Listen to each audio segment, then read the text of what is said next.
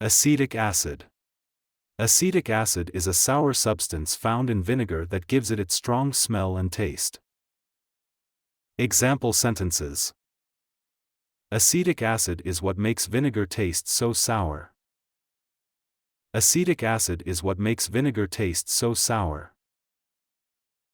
Some people use acetic acid from vinegar to clean surfaces in their kitchen.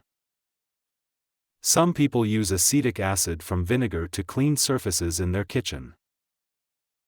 Acetic acid is also used to make some foods taste tangy and flavorful. Acetic acid is also used to make some foods taste tangy and flavorful.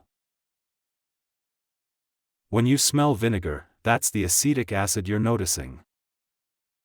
When you smell vinegar, that's the acetic acid you're noticing.